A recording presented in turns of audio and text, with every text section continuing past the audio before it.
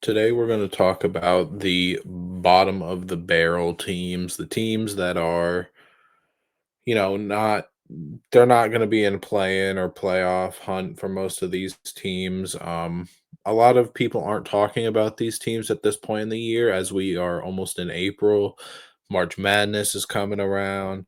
Playoffs start in probably in less than a month or so. And we just got about 10 to 12 more games left of the regular season.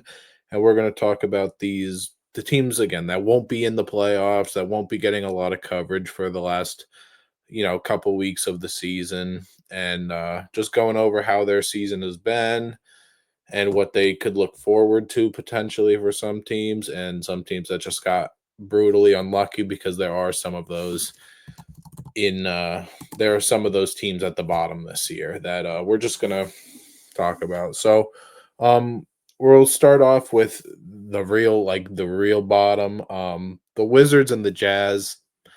I don't really have anything to say about them. They're probably the two worst teams in the league. They're both the 15 seed in their respective conference. Washington is 15 and 56. Utah is 16 and 57. They probably won't get to 20 wins. If for my just assumption with how their season has been, they both have their pick. And hopefully they'll be in the Cooper Flag sweepstakes.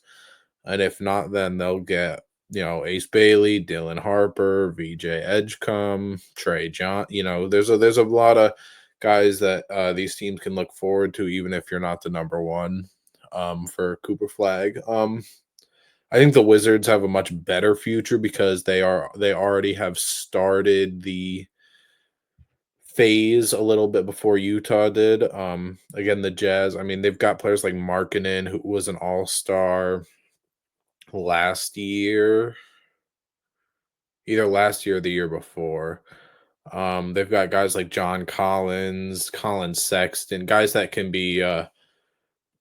help out winning teams that are just kind of sitting around, not playing a lot because Utah is trying to lose and stuff like that. Now Washington, they do have players like that.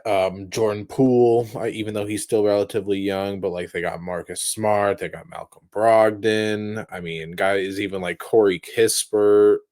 They traded Valanciunas, thankfully, at the deadline, and Marvin Bagley, some guys like that. But I mean, they're doing what they're supposed to do, losing, getting a top seed.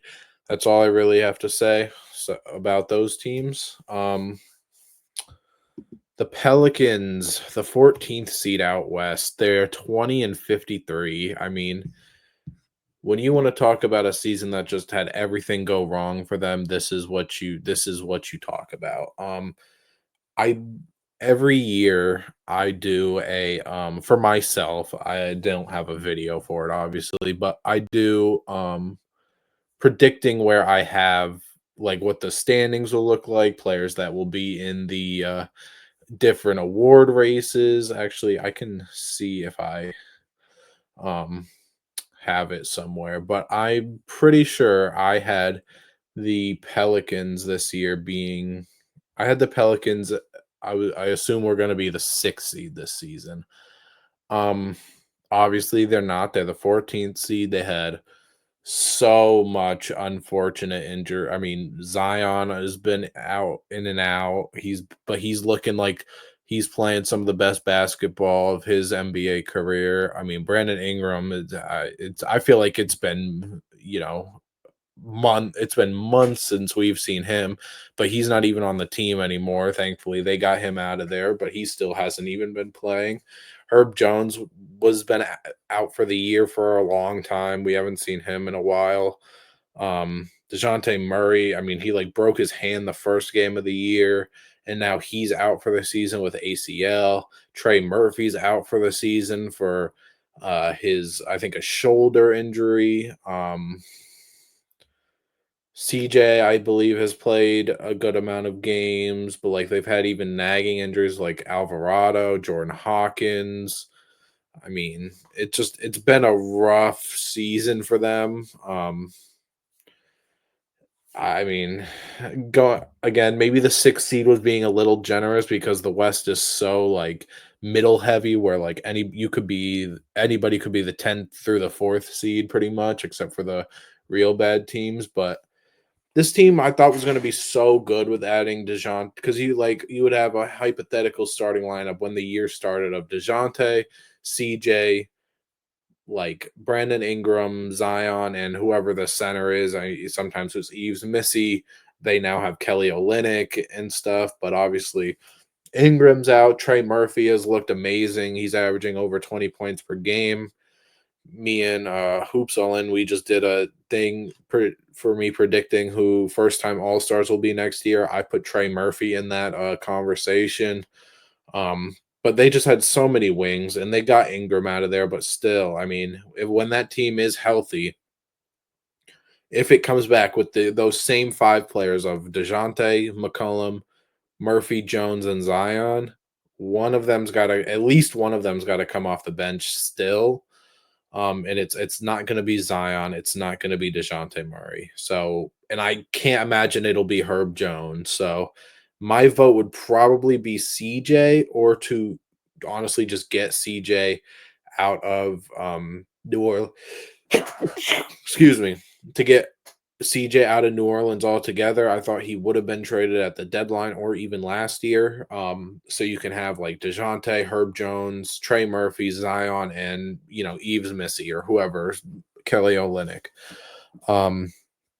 But this is one of the teams where the most unfortunate things happened, and I mean they really can't do anything about it. I mean they're gonna have a top pick again this year, but it's just been a rough year for them, and um, they just look forward to next year, and hopefully they can get back to play in territory.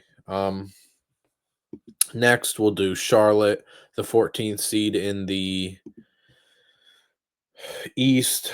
I mean, they are probably the worst run team in the league, maybe other than like Chicago or like how Portland is this year, sort of. But like I mean, they picked such a bad draft pick last year. They picked Tijon Salon, and I mean, he hasn't had a lot of buzz around his name at all. He is 19 years old. He averages 5 points, 4 rebounds, 29% from three, and he's only played 50 games, 19 minutes per game. So he's getting some minutes, but it just, well, I mean, I think next year, depending on how like Trey Mann, LaMelo, Brandon Miller all come back looking, even Mark Williams.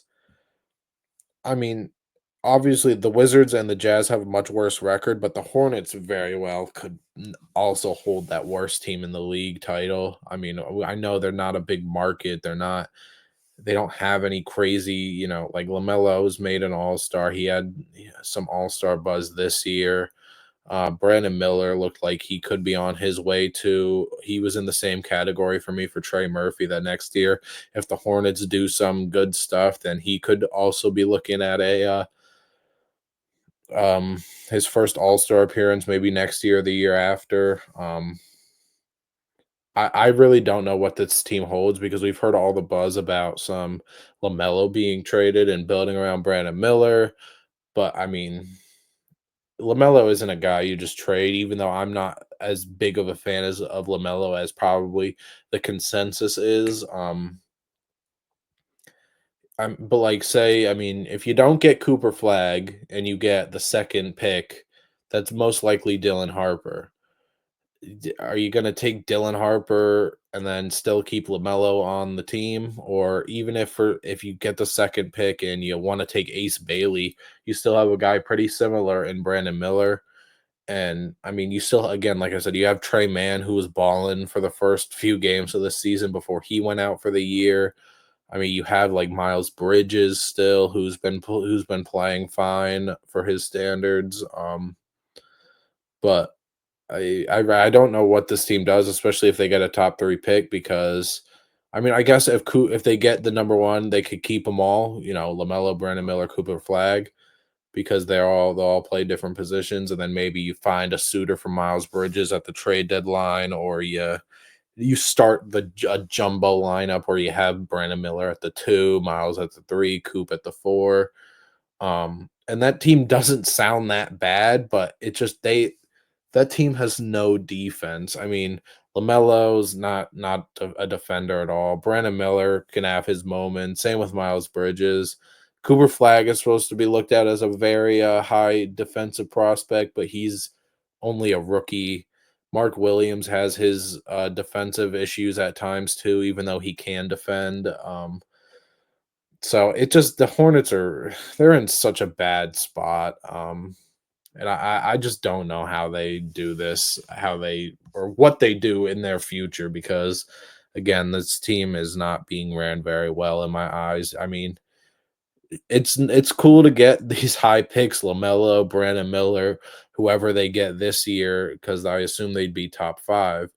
But you gotta start putting like some defensive, some role players around them, and this Charlotte team just doesn't have those guys. And again, it's even if they did have a guy or two like that, it's not like they're just gonna be a top six seed all of a sudden. But I mean, this team has potential for whatever this first round pick will be this coming draft to be, but I mean, if you're looking at dirty work players, I mean, maybe a little bit of Josh Green, whatever's left of Grant Williams sometimes, but like even then, I mean, your center core is Mark Williams and Yusuf Nurkic. I mean, you got Diabate, but I mean, he'll get you some rebounds and play a little bit of defense, but he's not scoring for you like that. And you have a lot of guards too that have been playing or haven't been playing that will be back next year. So it's just a confusing team. It's really not a fun team to watch, even if you do like LaMelo Ball. Mark Williams is one of my favorite centers when he does play, because I think he has so much potential. If the injuries wouldn't have been such a derailing thing on his young career, but it's just not fun. It's not fun to watch. So that's all I really have. Hopefully, they make a good draft pick this year. They turn some things around, and it just they just turn some things around. So, but next we'll go into the Philadelphia 76ers, the 13th seed in the East, 23-49. I mean, you want to talk about most disappointing team of the year. It's the 76ers without a doubt. I feel like Philly's been a hot topic for most of this year, so I don't want to go in too much or spend too much time on them. But I mean, they're in a hole as a team with their top players being injured. I mean, Embiid, we have heard everything about him, about maybe being forced to medically retire if he can't recover from this operation he had done. I mean, Paul George, the contract that everyone was talking about, and these aren't necessarily my words, but they're just things I've heard. Like for the Paul George contract, even though it was a lot for a however old 35, 34-year-old Paul George, you bite the bullet. So maybe in the first year or two, you get a conference finals appearance, maybe even win the finals, and then you take on the last couple contracts, even though you know he won't be as good, because hey, you guys got some success. But this is the first year, and you're the 13th seed. It's just gone all wrong. Paul George does not look the same. They're already looking to potentially trade him, which good luck. I mean, we've seen over the past couple years how hard it was for the Bulls to trade Zach Levine, or how hard. I mean, like guys like CJ McCollum, guys with these huge deals that just maybe aren't what they were, or people just valuing the contract over their what they can contribute. Paul George is in that scenario, and he's making way more than what Zach Levine was making. I think Zach Levine maybe was around 40 million. Paul George is at least 50 million. So, um, again, and now again, you couldn't tell the Sixers last year not to do that, because Paul George, I believe, was just an all-star the last year. and the Sixers who have been looking to get back into the second. Obviously, we know Embiid's never made a conference finals in his career so far, but it's a, it's just bad. I mean, your bright spot, Tyrese Maxey's been playing, but he's been going through his own injuries. And I mean, Jared McCain, who was like, oh, he appeared pretty much out of nowhere because he wasn't on a lot of people's radars to be this crazy explosive scorer, and he was for the time he was. And he went out for the year, but so yeah, I don't. You're in a hole because you can't really do anything. Your top three players are all making like 35, 40 plus million. If you try and trade Paul George, nobody's gonna want him, or you're just not gonna get anything good from him for him. Like the Bulls, what did the Bulls get back for Zach Levine? They got Trey Jones, Zach Collins. They got their own first round pick back. They didn't even get another first round pick. They just got their own first round pick back, which we'll talk to the Bull about the Bulls later, but it's not going to be a crazy valuable pick like it should be for the Chicago Bulls. So Sixers in a rough year. That's another team that I don't know where they go next year. I don't know. I can't imagine that this team is just going to snap back and they're automatically the 3 seed again. Because again, Embiid, I am almost guaranteeing will not be ready for the start of the year. Again, Paul George is down for the year, I believe, but I don't know. It's rough. I mean, again, as a Boston fan, it's rough for Philly. It's rough to see this for Philly, even though I don't like the Sixers at all, but the Sixers it's just rough to see what they're going through and how again you just go from a team that you were battling with the Bucks and the Sixers in the first second round over through like 21, 2020, 2019, and now you're the 13th seed when you've objectively got more talent. So it's rough. Next we'll go with the Spurs. The Spurs are the 13th seed out west. They are 31-40. This is just really unfortunate with the Wemby whole blood clots thing. It just there, but since that has happened, they're doing the right thing. They shut Fox down so he could fix his pinky or whatever it is, or whatever surgery he needs to get done. Um, I mean, you got guys just rocking out, playing for the rest of the year. Castle can get some more confidence because he's like really one of the two best players that are left. It's like him and Vassell. You still got Chris Paul playing. They're doing completely what they should be with the unfortunate hand they've been dealt with the Wemby stuff. But hopefully Wemby's ready for the start of next season, and this team could be a top 6 seed out west, and it's going to be fun to see a playoff series from them. Hopefully, because again, you'll get Fox and Wemby. Hopefully, we'll be able to play a little bit this summer, get comfortable with each other. I mean, you still got Devin Vassell, Steph Castle. I assume? I mean, there's no telling what they'll do with the draft because they will have their pick and the Atlanta Hawks pick, but the Atlanta Hawks pick doesn't look crazy good as of right now because they're 7th seed out east. But I mean, the lineup will probably be like Fox, Vassell, maybe if Harrison Barnes is still here. I would like to get. I'm not a big Jeremy Sohan fan. I would want someone who can maybe stretch the floor a little around a guy like Wemby, or maybe have some defense as well, better defense, and maybe be a little bit bigger. But for now, we'll just say Barnes, Sohan, and Wemby, and then maybe you can close games having Castle slide down to the 3 or something, or having him play off guard, which he did all the time at UConn when he was there last year, or he could just be like this super 6 man um, for next year. Who knows if Chris Paul will resign or he'll be there still as well, but the Spurs they're not getting any complaints from me. I mean, it's just unfortunate what they had to be dealt with. So next, Portland, the 12th seed, they're 32-41.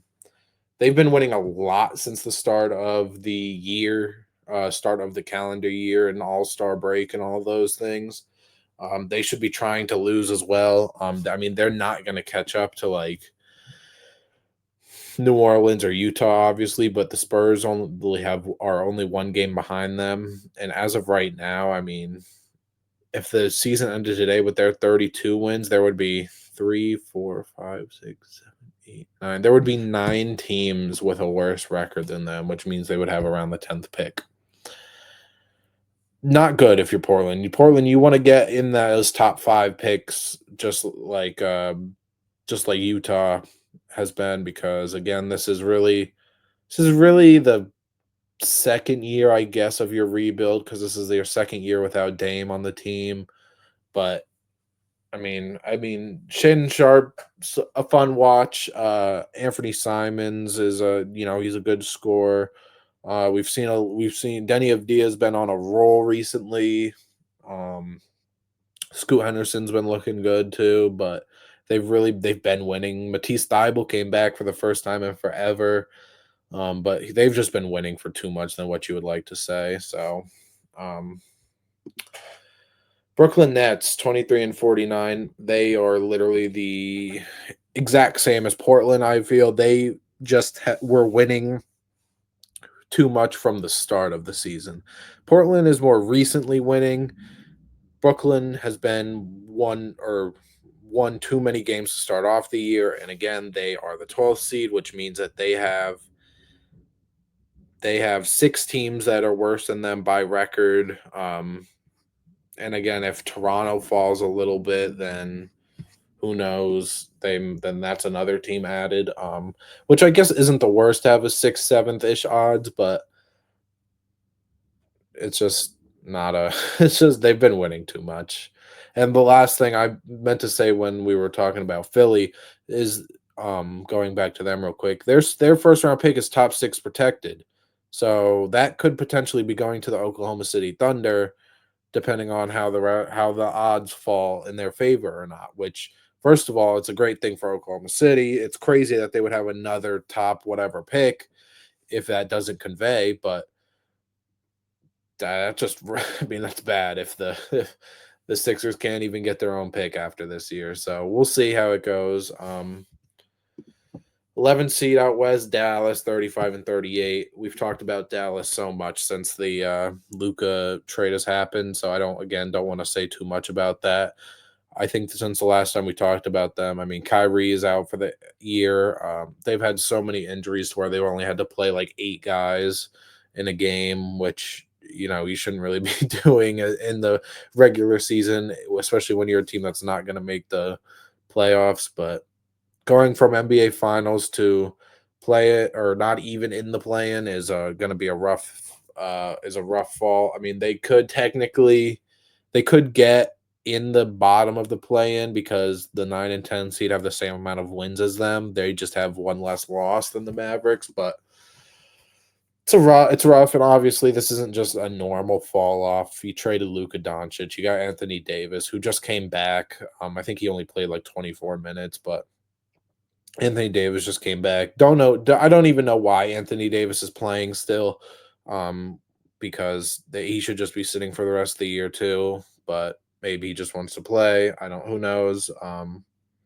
But yeah, Dallas. I mean, we'll just see how they do next year. Again, I can't. I don't think Kyrie will be ready for when the year starts, so they're gonna have to go through that. But like, they traded so many things. Like they got Caleb Martin. Caleb Martin sucks. He hasn't played really, and they trade away Quentin Grimes, who's been balling in Philly. Um, it just I don't know. The Maverick. It's just unfortunate to see them fall that far. The things that they've had to go through with ownership, trades, general manager, injuries. It's bad. So next, we have the Raptors. The Raptors are the 11th seed. They're 25-47. There's pretty much no way that they're gonna get into the play-in because the next team has 6 more wins than them.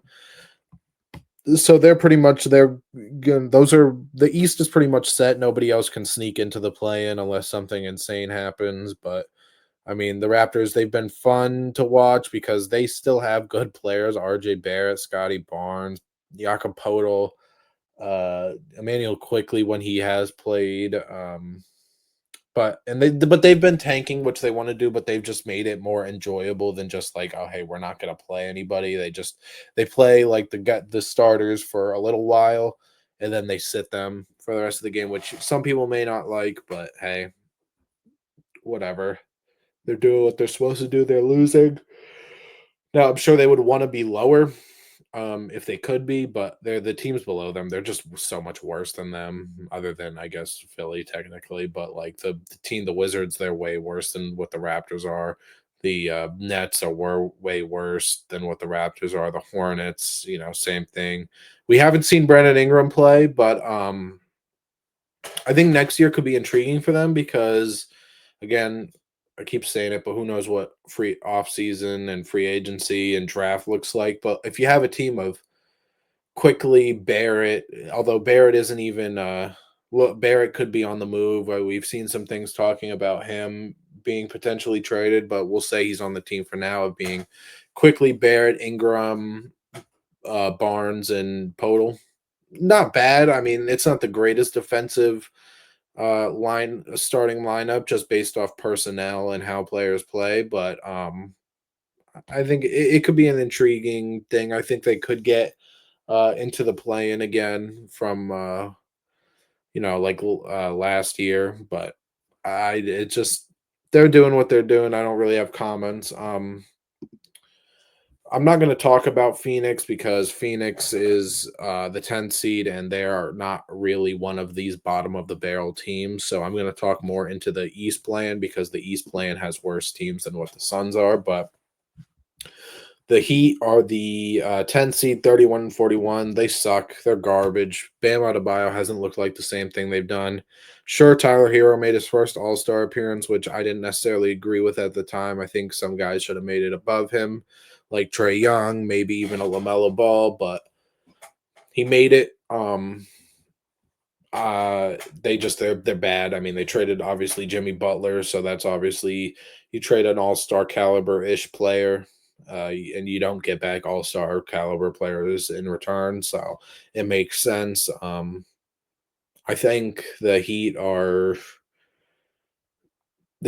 seem like a team that wants to retool, and maybe they will in the off season, but retooling this team I think is going to be really hard because now you have a Wiggins contract on your books and things like that. I think you got to go into rebuild as much as Pat Riley is going to bitch and moan and not want to do it. You just have to. I mean, he can't just be a selfish old owner because he doesn't want to go through losing again. But if it's the way your team is headed, then you need to do it. So, and our last team is the Bulls. Bulls are similar to Portland and Brooklyn. They win too much for what they should be doing. The only thing with them is their players are better than what Brooklyn and Portland have. Vucevic, Kobe White, Josh Giddey's looked good recently. Even guys like Lonzo and Io DeSumo help contribute to wins. But they have too many good players. Vucevic should have been traded. They took so long to trade Levine and DeRozan, if we're being honest, even though he's been gone all year. But they shouldn't be the 9 seed. They should not be hosting. They should not have home court advantage in a playing game. And I mean, the story is the GM talks about how, or there's been comments through Bulls fans with the start of this year when Levine was on the team that like you would be starting 4 point guard, like you would be starting Josh Giddey, Kobe White, Zach Levine, and Io DeSumo or Lonzo Ball instead of one of those four, and then Vucevic.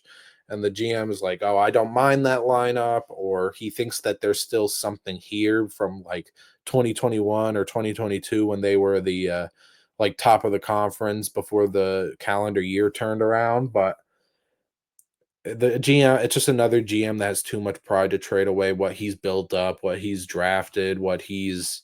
I mean, he hasn't drafted many. He hasn't drafted many of these players. I believe it's a new set of guys since that DeRozan 2021 year where they were super good, but like all these players. It's you're gonna have to pay Josh Giddey because I can't imagine anyone else is going to want to. He's gonna want a lot of money, especially the way that he's been playing recently. And I mean, he has been playing good. It's been enjoyable to see Josh Giddey been playing, especially with all the discourse around his name and how people won't get off his back. But it's just another GM that's too much pride to get rid of what he's built, what he has, and it's just they're just waiting too long, and it's gonna take longer than if you just bit the bullet and traded away Levine and Vucevic and DeRozan, 2 years ago instead of this year, this past year. So again, these were a lot of the bottom of the barrel teams. A lot of again, we last episode we did was talking about the top 10 players, and a lot of those people are on playoff or really good teams. So we talked a lot about the really good teams. We haven't talked so much about the bad teams, but they've got stuff they need. I mean, every team has stuff they need to work on. No team should be comfortable whether you are the bottom of the barrel or you are in the playoffs and you're guaranteed a series because I mean things can change. Teams can be upset, whatever. Players can go down with injuries, which we never want to see. But again, these are just the teams that they've got things to improve next year. Some team of these teams are just waiting for the next season to start because it's too late to do anything for this year. But again, that's all we have. Thanks for coming back. Again, we talk about any news, any topics that just come to my mind, immediate reactions of performances. Um, and that's really it. Those were the bottom of the barrel teams.